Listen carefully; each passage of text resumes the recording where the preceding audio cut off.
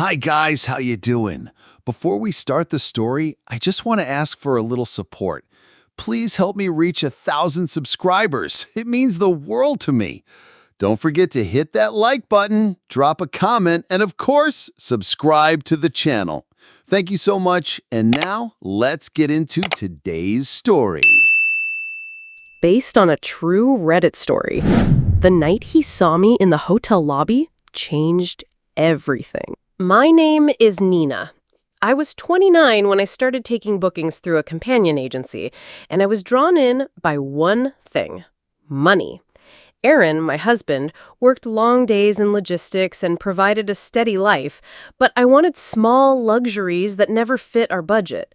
A nicer coat, a weekend trip, a bracelet that caught light. I told myself I would stop after one booking. I lied to myself. The first evening was supposed to be harmless. Dinner, good conversation, a generous tip. He met me at the hotel bar, introduced himself politely, and ordered champagne. He listened in a way Aaron hadn't lately.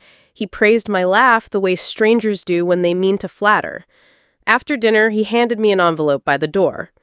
I slid it into my clutch and felt a dizzy, guilty thrill.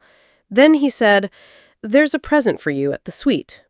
I told him I couldn't stay, I had to be home early. He insisted with a smile that felt like a bargain. I accepted a small bracelet and a promise to meet again. That bracelet felt like currency. It was evidence I could hold.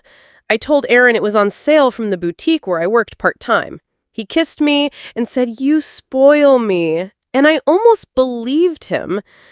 The second booking was a private dinner on the other side of the city. The client liked long conversations and soft music. He complimented the way I listened and left an expensive perfume on my bathroom sink with a note, "For when you miss being noticed." I started to keep a list in my head of all the things I could buy, the savings I could build. Every new gift became an incentive to take one more booking. I deposited cash in a separate account and called it my nest gig. I told myself it was practical. I learned the routine. Say you were busy at the boutique, tell Aaron you stayed with a friend, be home before dawn. When he asked why I smelled like perfume, I said someone had sprayed the house. When he noticed a receipt slip from a valet, I said I'd left the ticket by mistake. I rehearsed convincing stories until they felt almost true. The money paid for the shoes I dreamed of, and for small luxuries I believed would make me happier. The attention made me feel visible. It stopped being only money when the clients started to give more than cash. One man took me on a short trip to a coastal hotel and pressed a string of pearls into my hand as we said goodbye. Another sent a watch to my apartment with a card, "For the woman who makes nights worth remembering." I told myself these were transactions and gifts, not feelings. I lied to Aaron every time I came home wrapped in someone else's cologne. Then the stupid mistake happened. A valet ticket and an anniversary bouquet. Aaron had planned a small surprise for our anniversary, flowers, and a promise to take me out next week because the schedule was finally clearing. I had 2 bookings that week and told myself I could squeeze one in between. The booking paid well and was framed as a simple dinner and a chauffeured ride back. I justified it. I thought I could balance both lives. On the night of our anniversary, his text said he would be delayed, so I took the booking. The hotel foyer smelled like lemon and expensive soap.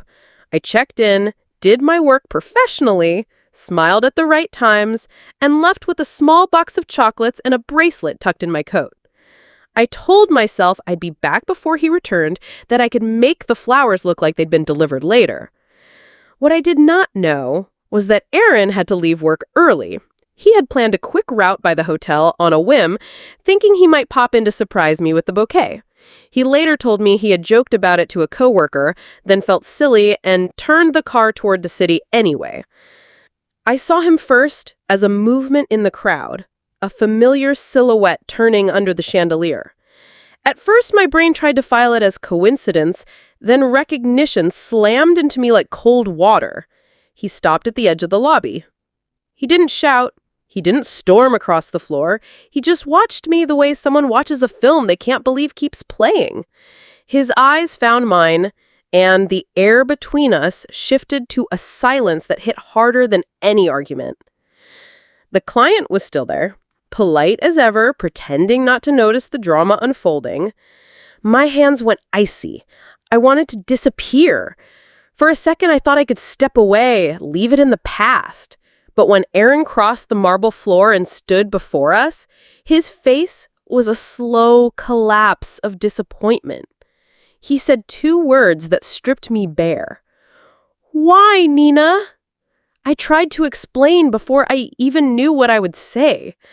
"It was for the money," I mouthed, weak. I thought his mouth cut me off. He held up that bracelet I had tucked in my pocket, a tiny object suddenly monstrous. "You spent our nights for jewelry?" The question made my head spin.